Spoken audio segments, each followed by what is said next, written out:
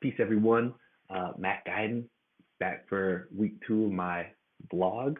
Um, I wanted to reflect this week on the reading by uh, Waitoller and Thorius about cross-pollinating, culturally sustaining pedagogy and universal design for learning. Um, First of all, I was really interested in the piece, particularly because of how it connects to my um, project idea. Um, but there were so many ways that my personal experience was reflected in this reading that I just wanted to talk about.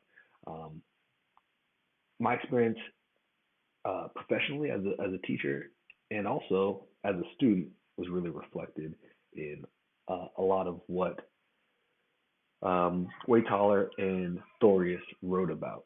I wanted to focus on one of the loving critiques that Paris and Aline wrote about culturally sustaining pedagogy um, that I have been reflecting on actually recently this year. Um, so I want to reflect on their third loving critique. And I'll just read a quote. It says, they claim that CSP critically contends with problematic elements expressed in some youth cultural practices.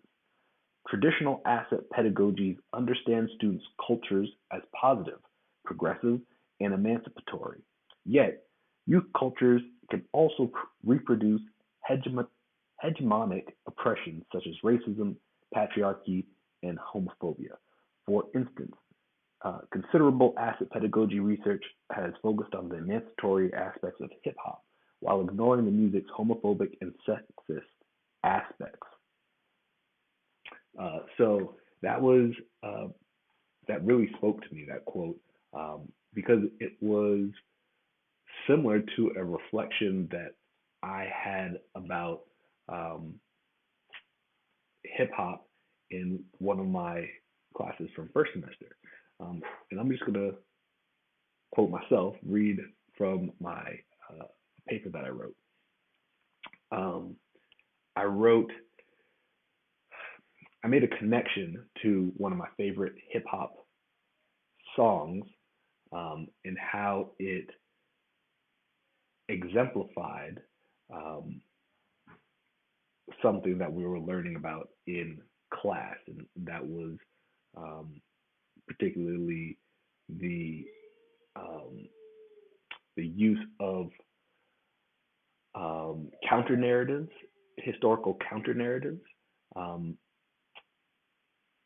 and as I was looking through the lyrics to the song, um, I was pained but not surprised to see some really problematic parts of the song, namely misogynistic and homophobic slurs.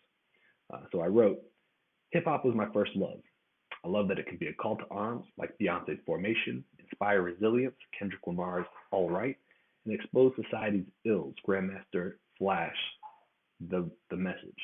It also has the power to perpetuate misogyny, homophobia, and violence, among other issues. I've come to realize there's significant unlearning and relearning I have to do, not only from the messages transmitted by formal schooling, but also messages picked up from culture more generally. Still, I believe hip hop and education can and will be unmatched tools of liberation. Um,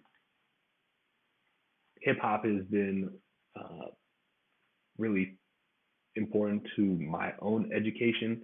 I remember writing papers in undergrad and quoting Jay Z or um, other hip hop artists.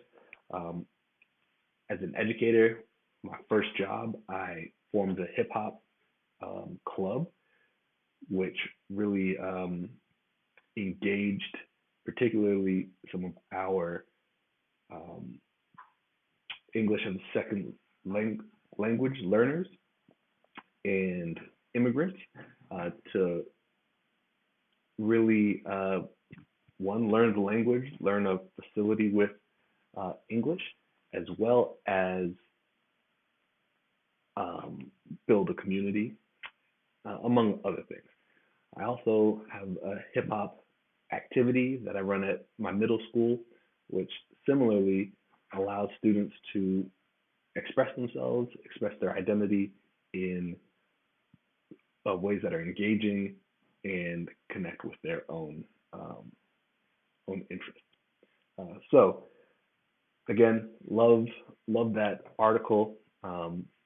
Particularly found Paris and Alim's third loving critique powerful and relevant.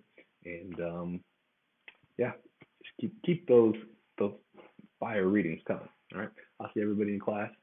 Peace.